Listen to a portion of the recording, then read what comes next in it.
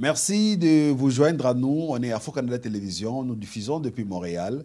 Nous avons le plaisir aujourd'hui de recevoir un serviteur de Dieu, quelqu'un qui parle des Écritures, des Saintes Écritures. Et il s'appelle Shimon Kabisa, avec qui nous allons décortiquer sur le mariage. Le mariage dans l'Église. C'est quoi le mariage? C'est quoi la place du mariage, de la place des mariés dans l'Église? Monsieur Shimon, bonjour. Bonjour, frère Philémon. Donc, on vous a fait appel aujourd'hui, Monsieur Shimon, parce que je voulais, avec vous, ensemble, parlons du mariage. Ouais.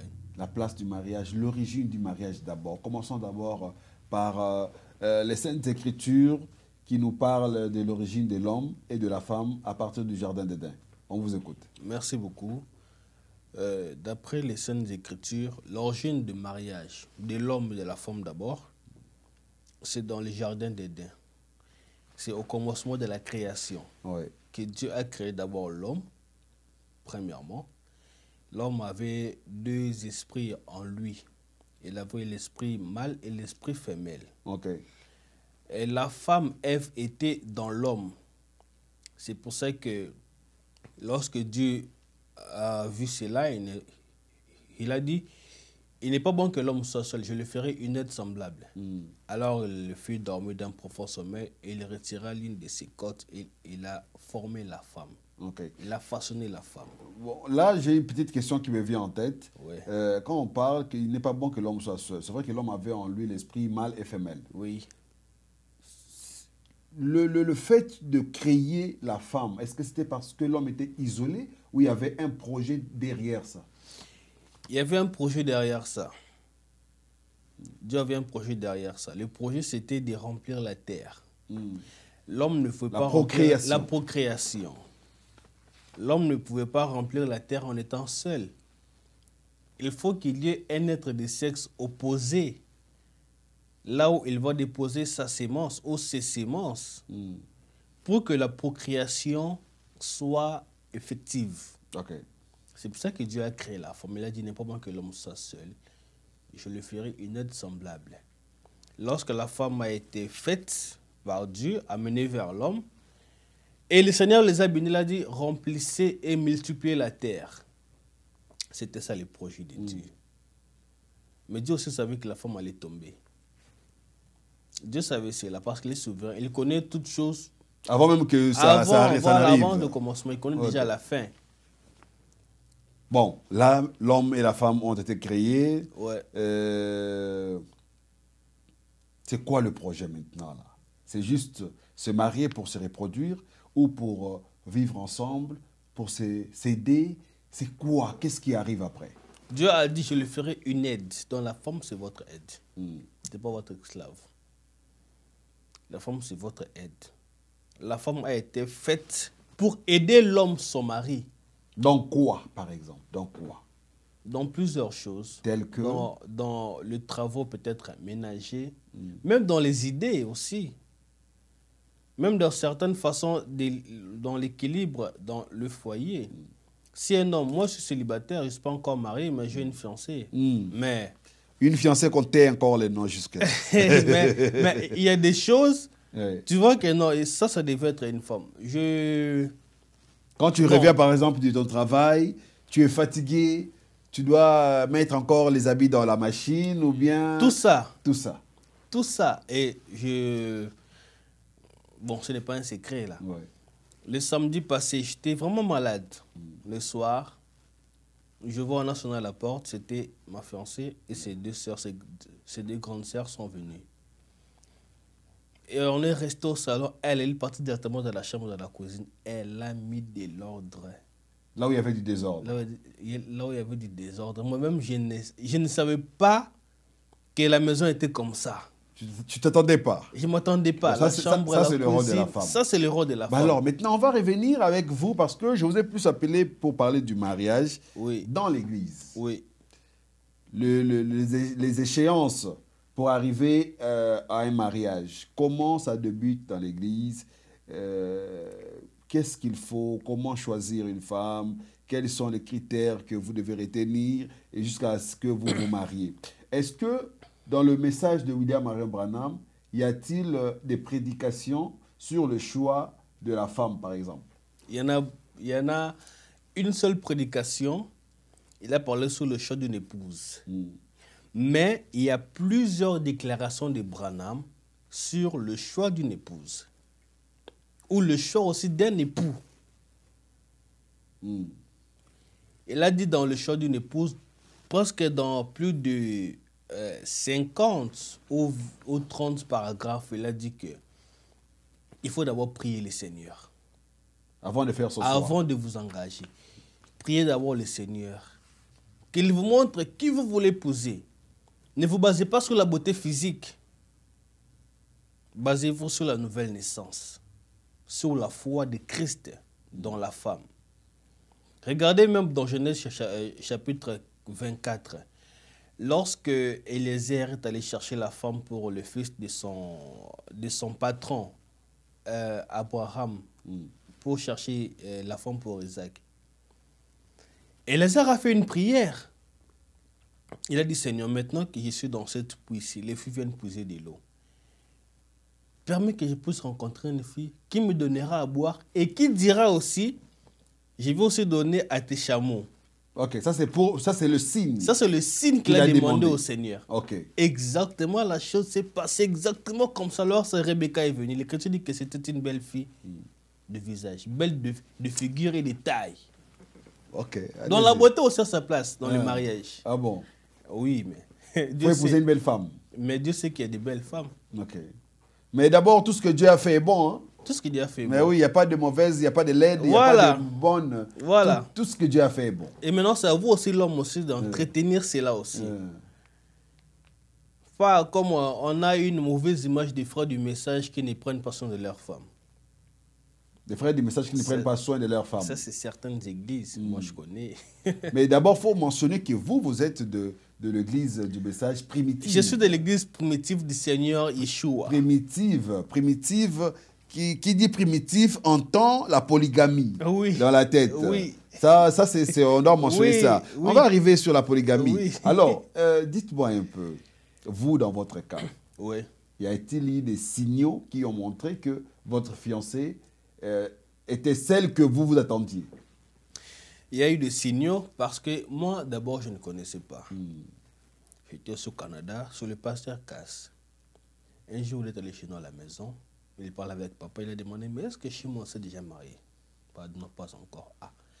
Mais le frère tel là-bas, Timbalanga, il a sa fille, je crois qu'elle a grandi parce que je l'ai portée. Ça fait déjà plus de 19 ans, je crois qu'elle a grandi. Alors mon père m'a téléphoné. J'ai parlé avec lui.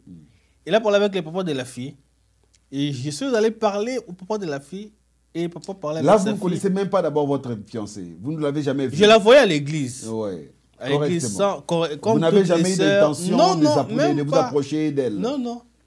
Même pas. Ok. Et c'est après cela que, bon, j'ai commencé à m'intéresser à elle, voyant son habillement, une fille qui a grandi ici, mais après que qui le a un pasteur comportement... ait parlé avec papa. Voilà. J'ai vu que c'était une fille aussi très différente de sa manière de se comporter, de s'habiller, de parler, alors qu'elle a grandi ici. Mais elle n'a aucune influence du Canada. Elle s'habille toujours bien, ses jupes sont qui dépassent les genoux. Elle ne se maquille jamais. Elle est toujours naturelle. Naturelle. Alors ça m'avait vraiment, j'ai dit, ah oui.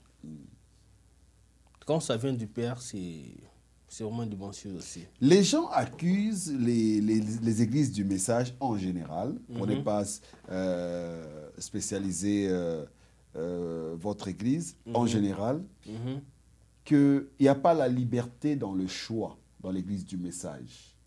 Les gens disent que dans le message, c'est imposer le mariage à une fille. Pourquoi? Parce que vous n'abordez pas la fille, soit vous passez par ses parents, soit vous passez directement par le pasteur. Et si le pasteur vous met ensemble, la fille est quasi obligée d'accepter. Non, c'est faux. C'est faux. On a parlé de l'ordre. L'ordre, le pasteur attend que le responsable de l'église, de l'assemblée, il doit être informé de ce que vous voulez faire. Vous allez le voir, pasteur. J'ai remarqué telle sœur. Ah, il n'y a pas de problème. Parle à ses parents. Va voir le papa. Le papa, s'il t'apprécie, ah, il n'y a pas de problème. Il n'y a pas de problème, je vais appeler la sœur, vous allez parler. Vous allez parler avec la fille. Si elle refuse, il n'y aura pas de mariage. Si la fille refuse. Si la fille refuse. Ses parents ne peuvent pas l'imposer. Non, non, les parents peuvent proposer, peuvent donner leur pensée. Tu vois que ce garçon-là, c'est un garçon bien éduqué, mais les derniers mots viennent d'elle. C'est elle de dire, Frère Branham dit, ouais. La fille ou la femme a reçu le pouvoir de dire oui ou non. Mais quand déjà le pasteur est dans le dossier, les parents sont dedans, c'est pas déjà, ça pèse pas déjà en votre faveur en tant qu'homme? Ça pèse dans la faveur juste parce que vous êtes peut-être très poli, vous avez suivi les procédures, mais ça ne vous donne pas l'assurance que vous serez voté, que votre candidature sera retenue. Est-ce que dans les prédications de l'ordre, puisqu'on a parlé de l'ordre avec vous l'autre fois, oui. Le frère Branham n'a-t-il pas mentionné l'écart d'âge qu'il devrait avoir entre un homme et une femme dans le mariage? Parce que, je termine ma question, ouais. Parce qu'on a remarqué que dans l'église du message, les écarts sont tellement remarqués entre l'homme et la femme.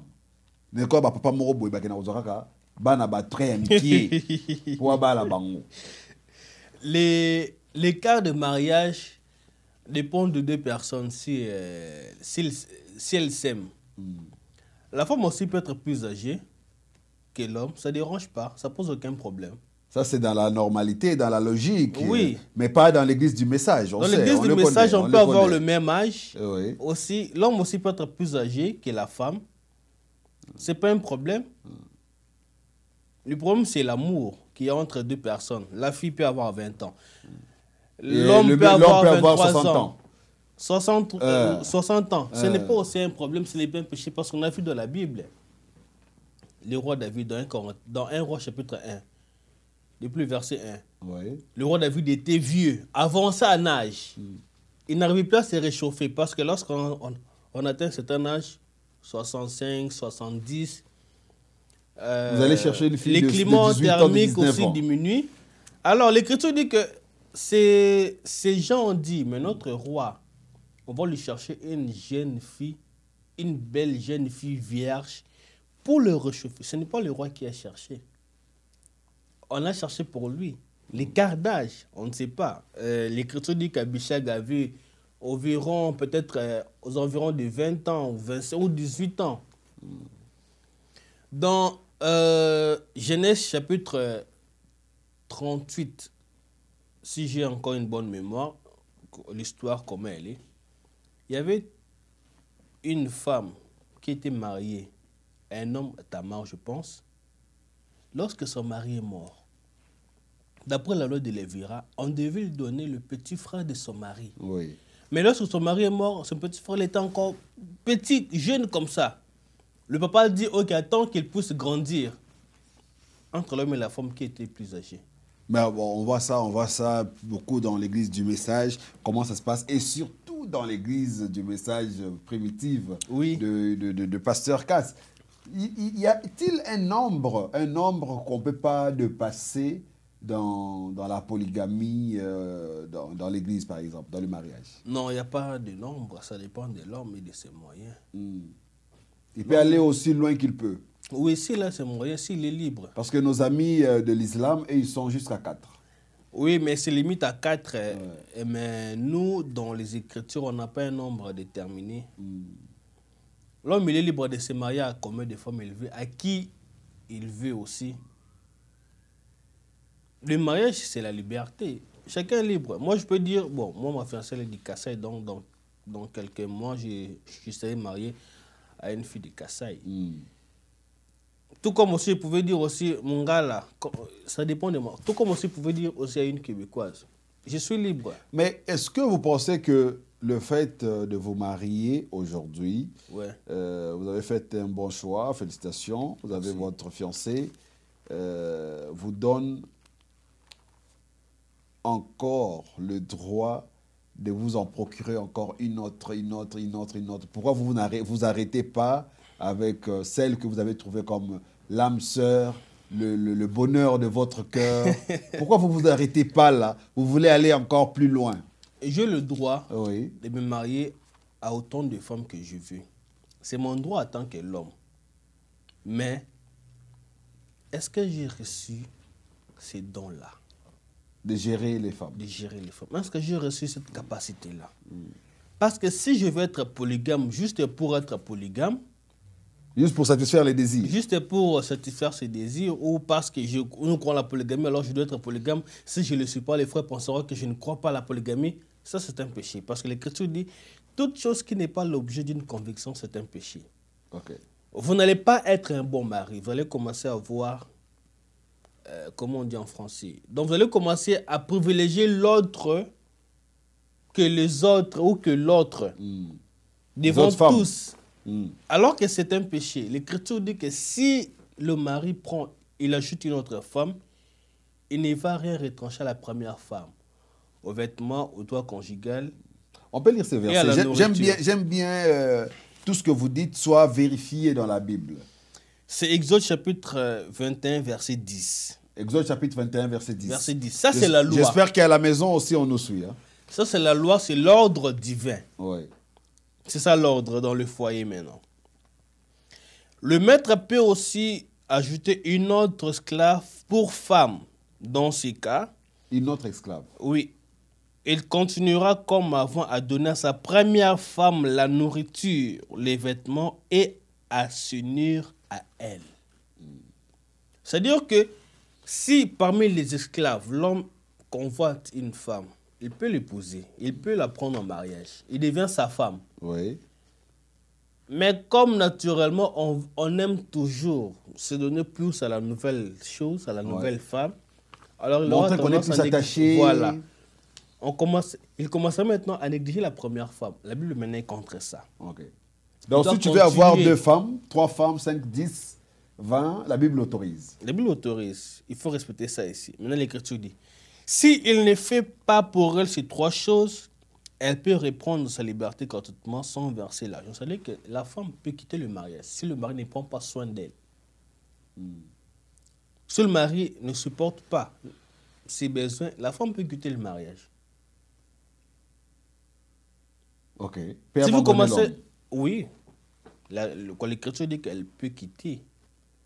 C'est pour ça qu'on dit que s'il prend une autre femme, il ne doit rien retrancher à la première femme. Mais qu'est-ce qu'on voit dans la société aujourd'hui? Dans l'église du message. Dans certaines églises du message. Qu'est-ce qu'on voit? Les gens, l'homme ajoute une autre femme, il commence à négliger la première femme et les enfants de la première femme. Moi, dernièrement, j'ai traité un cas comme ça. Il y a même pas il y a une semaine. J'ai traité un cas comme ça. Un homme, un frère, qui a 3 femmes, mais qui néglige la première femme. Ici à Montréal? Oui, à Montréal. Ici à Montréal? À Montréal. 3 femmes? Oui. Waouh, mais il est fort celui-là. Il travaille où? Qu'est-ce qu'il fait Qu'est-ce qu'il fait dans la vie? Il travaille aux douanes. Waouh, il a l'argent lui, hein? Mais non, mais attends, mais si on doit avoir 3 femmes à Montréal, c'est-à-dire que il faut payer 3 loyers. Non, pas nécessairement. Mais oui, allez-y. Pas nécessairement. Comment ça? Pourquoi ne pas chercher un 5,5 ou 6,5? Et vivre avec toutes les femmes? Bien sûr. Vivre avec toutes les femmes ici à Montréal? Bien sûr. Mais je ne sais pas si c'est moi qui me trompe, qui ne sais pas ce qui se passe à Montréal. Mais je pense que vivre avec 3 femmes dans une maison ici à Montréal, c'est quasi impossible. Mais au Congo aussi, c'est impossible. Non, au Congo, on comprend parce qu'au Congo, c'est d'abord dans la mentalité du pays. Les Arabes font comment? Mais oui, mais les Arabes, c'est leur mentalité, c'est leur coutume. Mais au Canada, ce n'est pas possible, ce n'est pas autorisé. Oui, ce n'est pas autorisé d'aller devant l'état civil avec 2 femmes. Mais si vous vous limitez à la famille. À l'église. À l'église, ben... On peut en avoir même 10. Ordre. Oui, vous êtes en ordre. J'amène une devant l'état civil, on fait les papiers, tout. Mais comme l'État ne m'autorise pas d'amener 2-3 femmes à la commune, les autres, là, je paie seulement la dot dans leur famille, on fait le mariage religieux à l'église, et puis c'est tout. Bon. Et j'ai traité les cas comme ça. Oui. J'ai dit à la femme, si ça continue, tu es libre de partir, de quitter le foyer. De laisser le monsieur. De laisser le monsieur. Parce que je dois prendre soin de toi et de ses enfants. De la même manière. Oui, parce que l'Écriture dit dans 1 Timothée chapitre 5, si l'homme ne prend pas soin des siens, de sa famille, il a régné la foi. Il est plus qu'un païen. Okay. Donc quelqu'un peut être dans l'église, mais s'il ne prend pas soin de sa famille, il a régné la foi. Alors, le mariage dans l'église, c'est compliqué, hein? Est-ce qu'on est obligé de se marier d'abord? Est-ce qu'on est obligé, sine qua non, on doit se marier? Ça dépend des cas. Dans quel cas on est obligé, dans quel cas on est libre? Dans les cas où on est obligé de se marier, comme on a dit l'autre fois, les évêques et les diacres, ils sont obligés de se marier. Parce que la Bible dit dans 1 Timothée chapitre 3, je peux lire ça. Allez-y. Les critères pour choisir un évêque.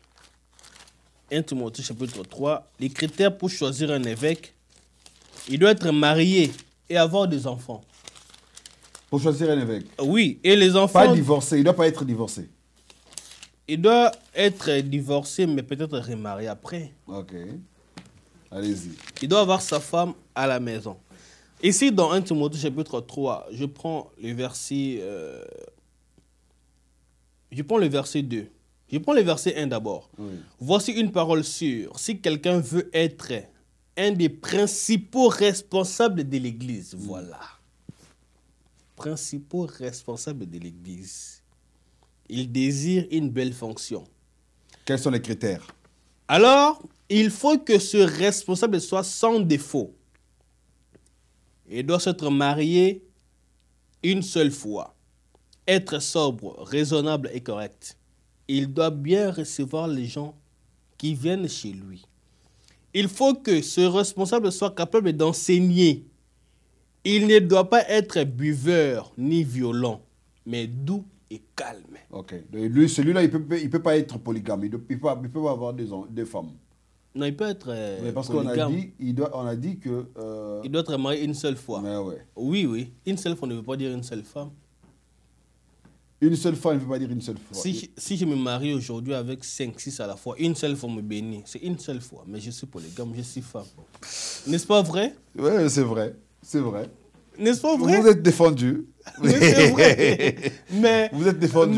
Mais de nombre 31, ouais. Lorsque Dieu donne au souverain sacrificateur Éléazar 32 vierges, du coup, c'est une seule fois. Mais avec combien de femmes? 32. Mais du coup, il dit à Moïse, lorsque tu feras les partages, tu donneras ça. Mais ma part à moi. Tu l'ajoutes? Donnez-les à mon souverain sacrificateur Éléazar 32 vierges. Ça, c'est le don de Dieu. Ça, c'est le don de Dieu. Il a dit, ma part qui est réservée à moi, donnez-les à mon serviteur Éléazar. Dans 2 Samuel chapitre 12, depuis le verset 8, 9, 10, 11. Dieu dit à David, je t'ai donné beaucoup de femmes. J'ai mis dans ton sein les femmes de ton maître Saoul. Mais si c'était peu, j'étais encore prêt pour ajouter. Pourquoi tu as méprisé ma parole en faisant ce qui est mal à mes yeux? Mais c'était quoi le mal? Il a convoité. Tu ne convoiteras pas. Il a convoité. Quand tu ne commettras pas d'adultère, il a commis adultère. Tu ne tueras point. Il a tué. Il a brisé la parole du Seigneur. Donc parfois les gens, ils se mettent à tricher pour rien. Pour rien. Et puis c'est suite à des faux enseignements, à des fausses doctrines qu'on les impose. On les fait peur. Il ne faut pas avoir de femmes. Tu ne peux pas tricher. Mais alors qu'en tant qu'homme, il en a ce désir-là, il va commencer à tricher, à se cacher avec des femmes. Il souffre, le pauvre, alors qu'il est dans la liberté d'avoir autant de femmes qu'il veut. Mais ça aussi, c'est compliqué parce que ça va créer des problèmes dans le couple. C'est ça aussi si jamais la femme n'est pas préparée pour ça mentalement, je sais que peut-être dans l'église primitive, les femmes sont préparées. Ils savent que moi, je veux m'épouser avec un homme qui est prêt à avoir 2, 3, 4 femmes. C'est déjà mentalement préparé. Mais dans l'église primitive, il n'y a même pas 20 ou 30 polygames. Dans toute l'église primitive? Bon, toutes les églises primitives, je ne connais pas, mais je parle d'abord à Kinshasa, là où moi j'ai grandi. Il n'y a pas... Il n'y a même pas 10, hein. Il n'y a même pas 10 frères qui ont 2, 3. En dehors du pasteur Casque, il y en a aujourd'hui 13, 17? Oui, 13. Il y a notre pasteur à Bukavu, frère Zagabe, qui a, je crois, 4. Qui a 4, oui. Il y a notre... en tout cas, je connais bien notre pasteur à Luanda, frère Etienne Mavungu, qui a, je crois, 7.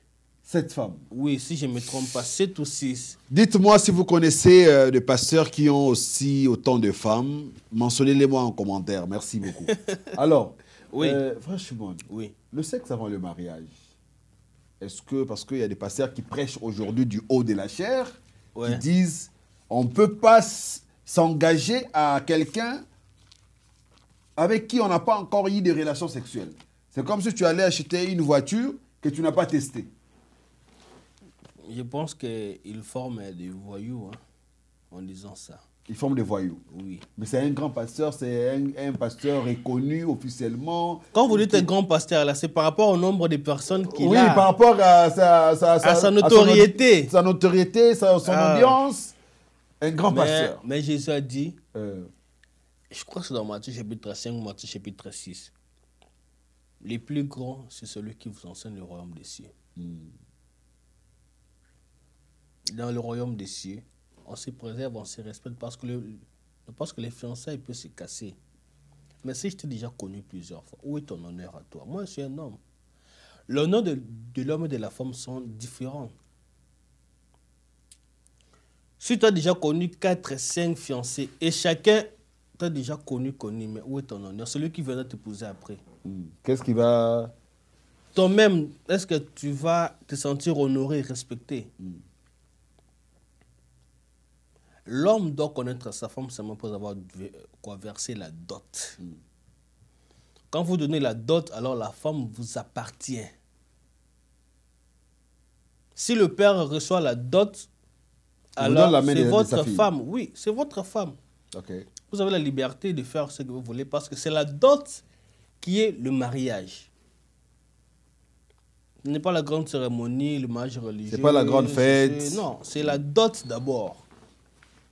C'est ce que dit la Bible. Maintenant, dans le cas où un homme connaît une fille qui la viole, par exemple, l'Écriture dit qu'il va payer, il va donner la vierge de dot au père de la fille. Et si le père refuse,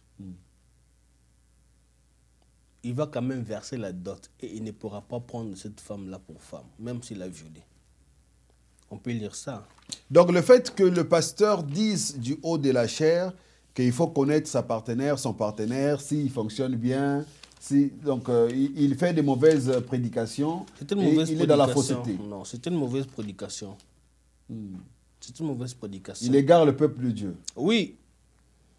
Parce que qu'est-ce qui prouve que les fiançailles là vont arriver jusqu'à la fin? Qu'est-ce qui prouve? Bon, maintenant là, on va dire une chose. Pour ces gens-là qui font qui commencent par la tête au lieu de commencer par les pieds dans le mariage, ils n'ont pas encore versé de la dot, mais ils vont d'abord faire le mariage civil, après ils vont se mettre des anneaux, tout ça. Est-ce que c'est contrairement à la Bible, c'est du désordre? Il y a aussi une chose qu'il faut savoir. Ça dépend aussi du père de la fille. Parce que le père aussi peut dire, tiens, un garçon, je t'aime beaucoup, je t'apprécie vraiment beaucoup. Tu n'as pas l'argent pour payer la dot? Tu pourras me donner même après. Ok. Mais je te donne d'aller avec ma fille. Là, c'est différent. Là, c'est différent. Au lieu de se cacher avec la fille, les parents ne savent pas. Là, c'est autre chose. Vous n'êtes pas marié, vous n'avez pas donné la dot, mais le père vous donne l'autorisation. Voilà. Ah bon? Parce que c'est le père qui marie sa fille, hein, on n'oublie pas. C'est le père qui marie la fille. Dans la Bible, ici, la responsabilité du mariage est toujours remise au père. Je peux lire une écriture? Allez-y, allez-y. Je suis dans Exode, chapitre 16.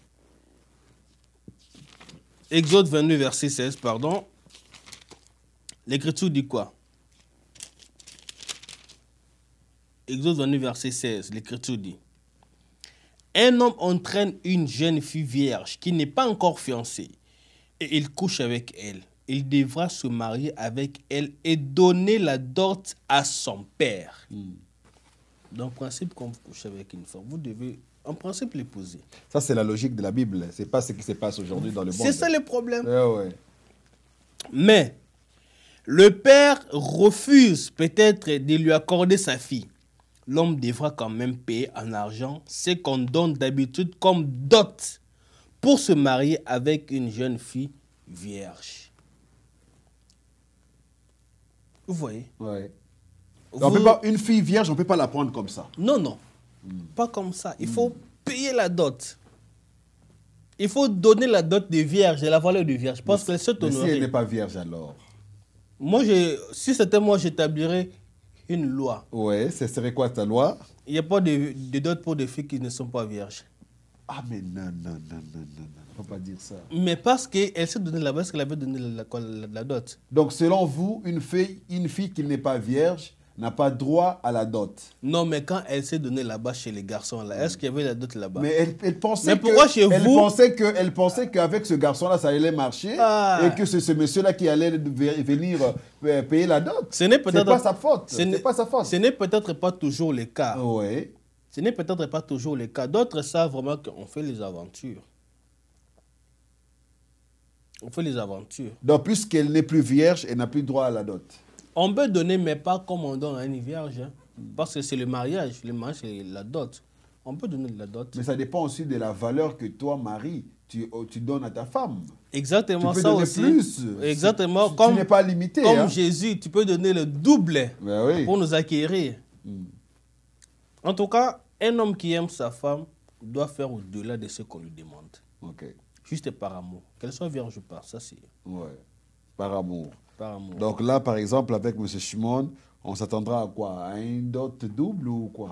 La dot est accompagnée de cadeaux. Hein? Ah bon? Le costume pour le père ou les costumes, pour les chemises. Machin. Oncle, bon, c'est pas... C'est le père qui marie sa fille. Hein. C'est le père qui marie sa fille. C'est lui de recevoir la dot et d'en faire ce qu'il veut, s'il veut donner aux oncles. Est-ce que vous pensez que les filles dans le message sont heureuses dans le mariage? Certaines non.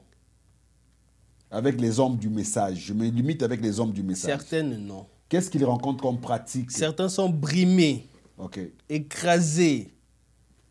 Elles sont traitées comme des paillassons, des choses qui n'ont pas de valeur.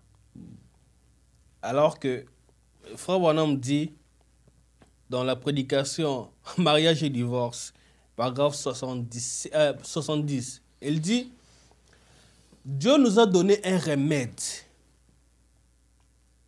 et un moyen pour vivre avec nos femmes. Mais l'homme de la terre ne veut pas vivre avec... L'homme de la terre, ne veut pas accepter le remède de Dieu. La manière dont l'homme doit vivre avec sa femme, c'est écrit dans la Bible ici. Je ne sais pas si je peux lire ne fût-ce que 2 ou 3 écritures. Oui, allez-y. Qui nous montre comment l'homme doit vivre avec sa femme, comment est-ce qu'il doit traiter sa femme. Allez-y, allez-y. Ça serait vraiment pour le plaisir de tous les téléspectateurs qui nous suivent et pour les futurs mariés aussi. Oui. Les gens qui vont se marier, écoutez comment vous devriez vivre avec vos femmes. Qu'est-ce qui vous attend? Je commence d'abord ici dans l'Ancienne Alliance, l'Ancien Testament, dans 2 Samuel chapitre 12. Depuis le verset 2, je crois, je prends. L'Écriture dit ceci. Le riche avait beaucoup de moutons et beaucoup de bœufs. Le pauvre n'avait rien du tout, sauf une petite brebis qu'il avait achetée. Il lui donnait à manger et la brebis grandissait avec ses enfants. Elle mangeait la même nourriture que lui, et elle buvait le même lait. La brebis dormait à côté de lui. Elle était comme sa fille. Ici, on compare la femme à une brebis. Elle grandissait avec son mari. Ça, c'est l'histoire de David et l'Uri laitier. Okay. Lui, il avait beaucoup de femmes.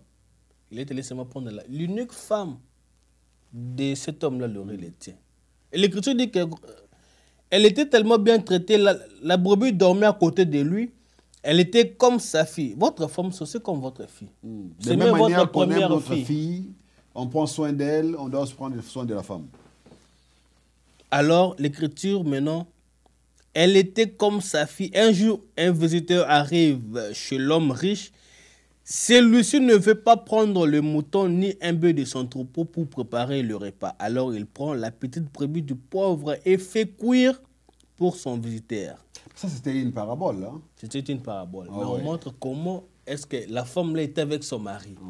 Maintenant, je vais dans le Nouveau Testament, qui pense que tout le monde aime. Dans le Nouveau Testament, j'ai au moins 3 passages. Je commence d'abord dans Éphésiens chapitre 5. Éphésiens chapitre 5. Que dit l'apôtre Paul? On a parlé tout à l'heure. Là, il n'était pas marié, mais il a donné des conseils plus... Alors, que tous les apôtres, presque, oui. Alors, l'apôtre dit ceci. Marie, aimez votre femme comme le Christ a aimé l'Église. Il a donné sa vie pour elle. On peut donner sa vie pour la femme. On peut travailler pour la femme. Donner sa vie pour la femme. Non, on l'a dominé et travailler seulement pour sa femme. C'est l'Écriture. C'est la Bible qui le dit. C'est la Bible qui dit. Les hommes afin qu'elle soit sainte, il a rendu pure par l'eau et par la parole. Il a voulu que l'Église se présente devant lui pleine de gloire, sans tache ni ride, sans aucun défaut. Il a voulu qu'elle soit sainte et sans reproche. On peut acheter des savons, des lotions pour rendre sa femme belle. Mais qu'est-ce qui fait que les femmes du message se sentent brimées dans le mariage? C'est parce que certains hommes, certains frères du message ne connaissent pas ça. Ils pensent que prendre soin de la femme, c'est être esclave de la femme. Tout simplement ça. Alors que l'Écriture dit que la femme, 1 Corinthiens 11, la femme est la gloire du mari. Si ma femme est bien habillée, mais c'est mon honneur, c'est ma gloire. Les gens ne la verront pas, les gens me verront moi derrière elle. Alors, tu as dit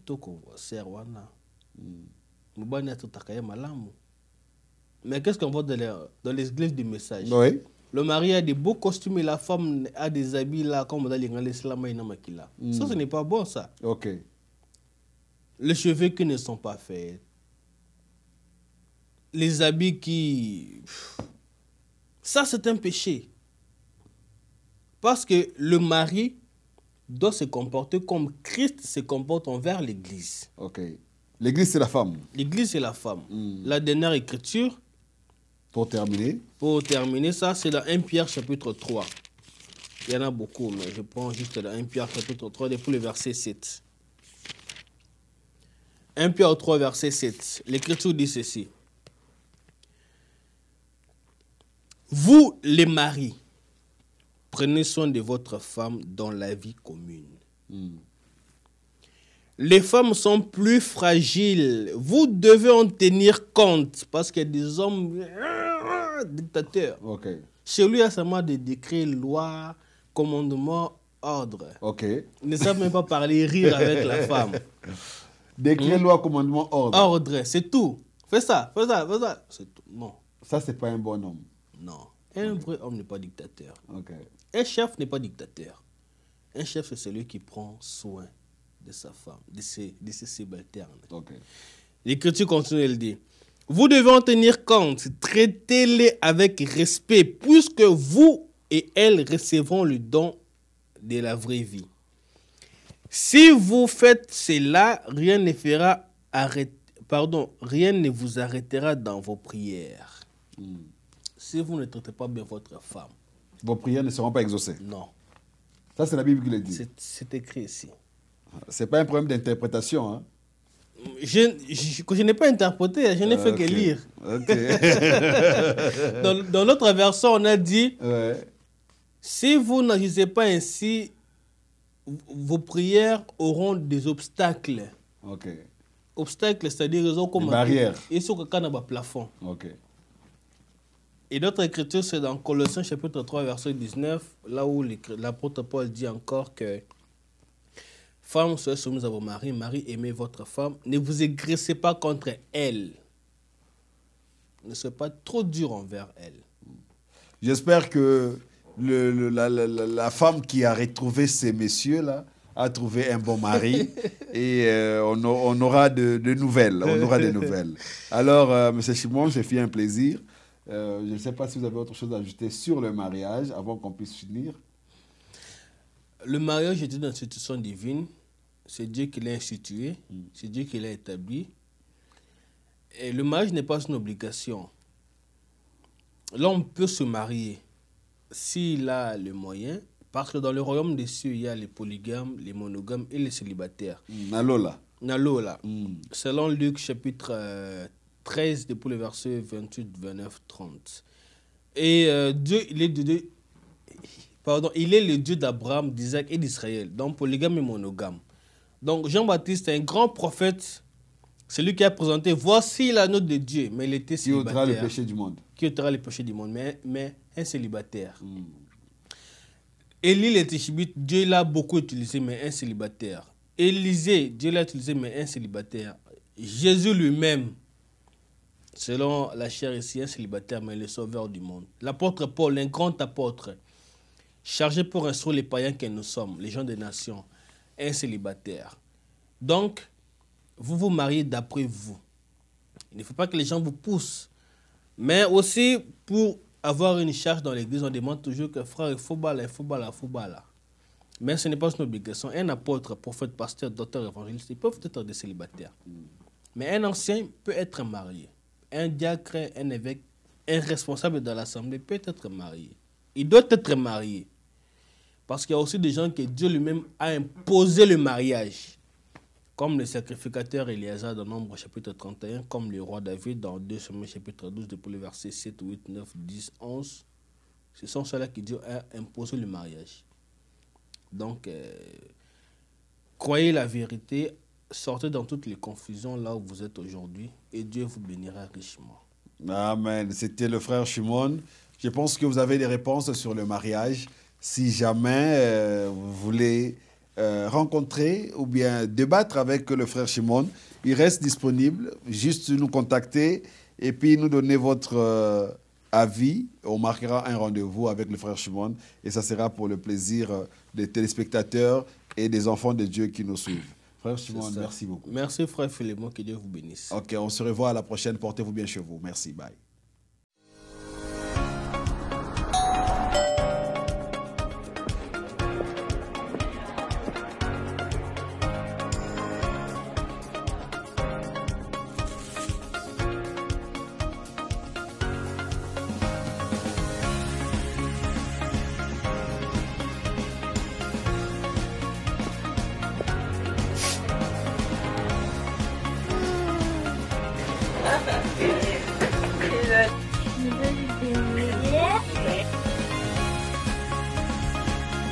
Merci Sagafrica.